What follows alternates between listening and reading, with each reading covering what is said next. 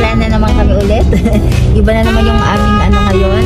Dapat pupunta kami ngayon ng Quezon City, Banawe, dahil magpapakabit kami ng, diba sabi kanina, sun visor. Ayun. Mag-support ulit na. So, kailangan pa namin magbalot. And after nun, alpha-meet up pa kami. And then, diretso kami sa bahay.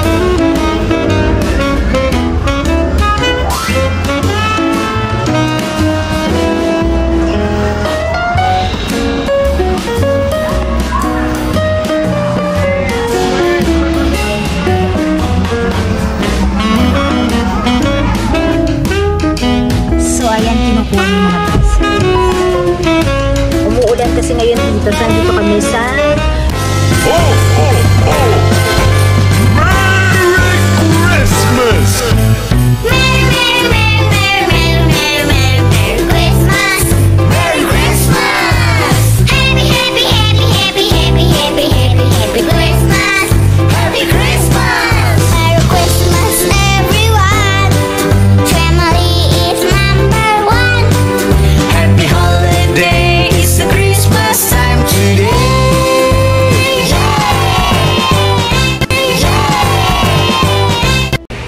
Hi guys! Welcome back to my channel. So today, ayan, kakagising ko lang since December na. First time kong sasali sa Vlogmas. Sana everyday makapag-upload ako. So today is day 2 na for my Vlogmas. So ngayong pagising ko, parang medyo umaambon sa labas.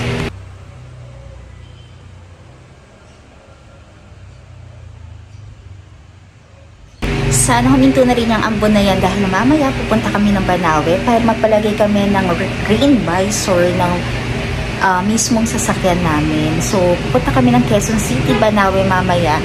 So, samahan nyo kami and siguro doon ako next na magbablog after nito. So, yan, sana tumigil lang yung ulan. Mag-breakfast muna ako and then pupunta ko kasi na para kumain kami. Mga kalakwatsera. So, ayan pa, alis na kami ni Nanab. So, nandito na kami ngayon ulit sa EDSA. So, change plan na naman kami ulit. Iba na naman yung aming ano ngayon. Dapat pupunta kami ngayon ng Quezon City, Banawe, dahil magpapakabit kami ng, diba sabi ko kanina, sun visor. Ayan, tumigil ang ulan kanina and umaraw na. Pero nandito kami mga bandang ano na tayo, no? Balintawak na ba to? Balintawak. Nasa area na kami ng Balintawak. Ayan, nagsisimula na namang umambon. Pagpasensyahan nyo na mga kalakotseras at maalog. Dahil wala akong ano dito. Ano ba tawag sa lagyan ng cellphone? Ha? Yung holder. Oo, yung wala akong cellphone holder dito sa sakyan. Kaya hawak-hawak ko lang tong phone. Kaya medyo maalog. Ayan. Ayan, kung mapapansin ninyo, maulan na naman ngayon. Pero sana wag na siyang dumakas. Diba? Kasi ang pangit naman kung lalakas siya. And kaya nga pala kami nag-change ng plan ni Nanap. Kaya hindi kami pumunta ng ano, ng Banawe dahil may biglang umorder. O diba sabi ko nga, kapag order, so dapat pre-order talaga. Actually, nag-message sa'yo nung kailan pa? 30. Nung 30? Kailan yung 30? Kailan to? Thursday. Last Thursday, nag-message siya. So, kay Nanab. Pero hindi naman niya sinabi sa amin na talagang itutuloy niya yung order niya. So, medyo 7 orders din niya ng basket. And kailangan niya rin today. So, kaya yun, kailangan namin bumalik ng condo. Kailangan namin pumunta ng condo ngayon para gumawa ng baskets. So, before kami pumunta doon, so, syempre, meron na kami mga kulang na stocks. Kailangan din namin mamili ng mga bagong stocks kasi may mga items doon sa may package na napili niya ay ubos na yung ano namin. Kulang na. Kasi baga kulang na yung pinaka-stock namin ng items or ng mga iba pang mga ano tawag doon? Mga dala-dalata, no? So, yan parang kulang na. So, kailangan naming mamili. Ayan, nangalay na ako sa kakahawak ng cellphone. So, ang ginawa ko, nilagay ko siya sa dashboard and nilagyan ko na lang ng patong sa likod para hindi siya mabagsak. Anyway, balik tayo sa pinag-uusapan natin. So yun, may order kasi ng ilang mga baskets, so 7 baskets. Kasi yung mga baskets na ginawa ko before ay na-dispatch na namin ngayon, so bagong order na to. And thank you sa lahat ng mga umu-order sa suporta ng mga umu-order. At sana marami pang umorder sa amin. Ano ba yan? Kinakabahan ako, bumagsak yung cellphone ko. So ayun. So ngayon, papunta na kami sa... Ayan, natuluyan na nga, nalaglag na siya. Wala, hindi na kinaya. So, ayun. Papunta na kami ngayon sa Landers. So, kailangan na yung mabili ng mga ibang mga items.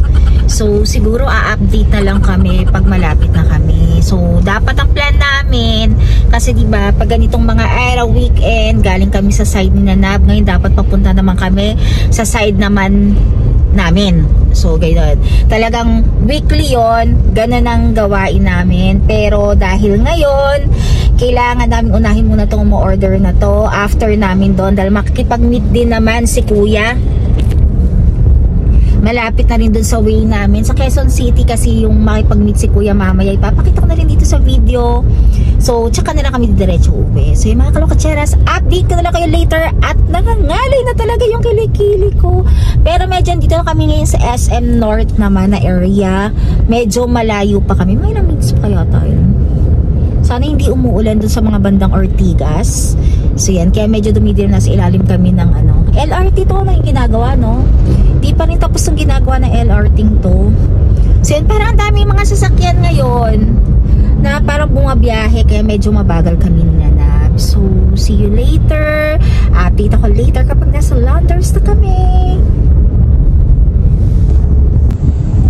Ang traffic, andito na kami ngayon sa Kamuning, pero ang traffic niya, tinatanong si Nanab kung saan yung kung bakit nagta-traffic. So, baka sa to, sa Cubao.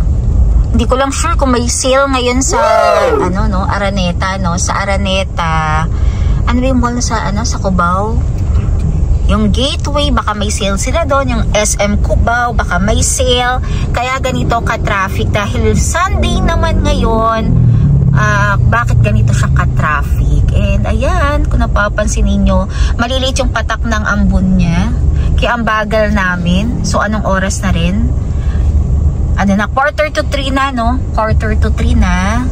Pero, ayan, matraffic pa rin.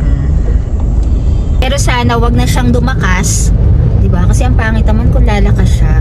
And kaya nga pala kami nag-change ng plan ni Nanab, kaya hindi kami pumunta ng ng Banawe dahil may biglang umorder. O 'di ba, sabi ko nga kapag order, so dapat pre-order talaga. Actually nag-message sa iyo nung kailan pa? 30. Nung 30, kailan yung 30? Kailan to? Thursday. Last Thursday, nag-message siya. So, kay Nanab. Pero hindi naman niya sinabi sa amin na talagang itutuloy niya yung order niya. So, medyo 7 orders din niya ng basket. And kailangan niya rin today. So, kaya yun, kailangan namin bumalik ng condo. Kailangan namin pumunta ng condo ngayon para gumawa ng baskets. So, before kami pumunta doon, so, syempre, meron na kami mga kulang na stocks.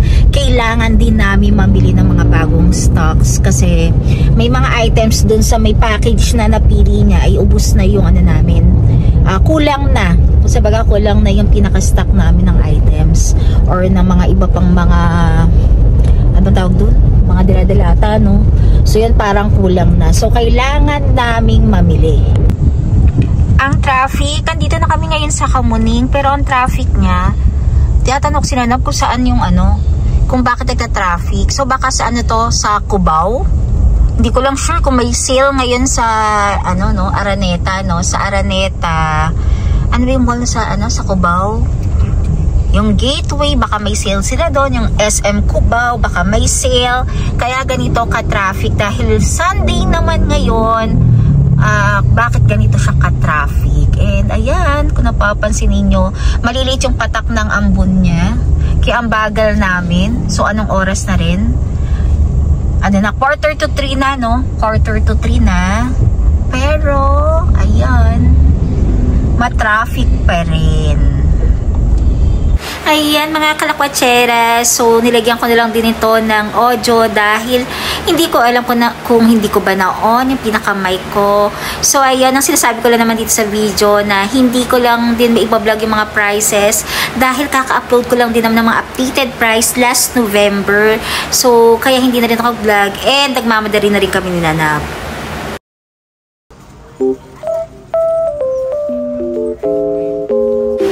Di pala kami nakita na ocean spray. Akala ko dati ang cranberry is color violet. Pero nakulot ako nung kinuha ni Nanab is pink cranberry. So itatry ko na rin to kung masarap kasi ang alam ko ang cranberry kasi is napaka-asim. So ayun.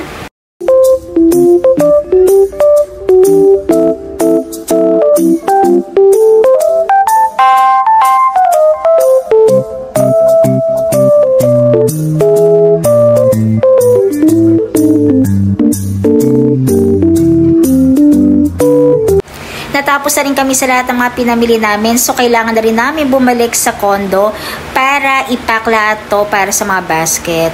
So, see you later!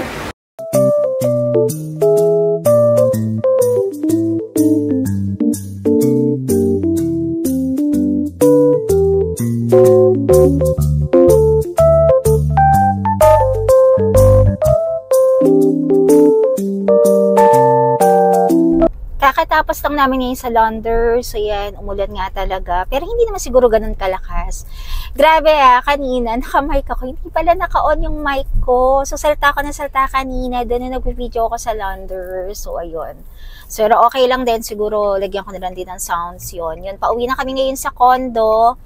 Dahil mag 4:30 na. So kailangan pa namin magbalot. And then after nun, pag-meet up pa kami. And then, diretso na kami sa bahay ulit. Doon naman sa side namin. So, update na lang ako later. Pagpaalis na kami ulit mamaya. Mga kalakwatsera, so ayan, natapos ko na yung mga basket. So, ayan, makikita ninyo. So, 7 baskets yan. So, i-deliver na namin ulit ngayon ni Nanab. So, nag-aayos na lang ako. Then, pupunta na kami sa Quezon City. So yun, medyo napagod din ako dahil sobrang dami na itong mga binalot namin. So yun, katulong ko naman sila na ngayon kaya medyo hindi nahirapan. So ang time na ngayon is 7:15 na mga kalakwatsera. So mga ilang oras din namin ginawa to. Mga ilang oras to na? Magto 2 hours to. 2 hours din namin ginawa ito. So, ayan. Yung 7 na yan. So, thank you pa rin sa mga sumusuporta. So, ayan. Siguro ready na muna kami. Then, see you later ulit. So, pag nakita na namin ulit or nasa biyahe na kami nila na mag-update ako ulit. Okay? See you later!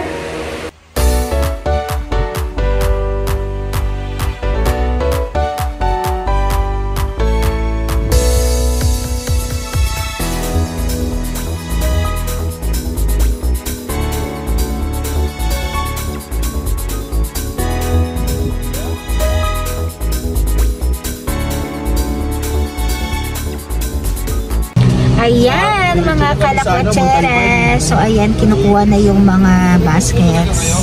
Yung in-laws ko.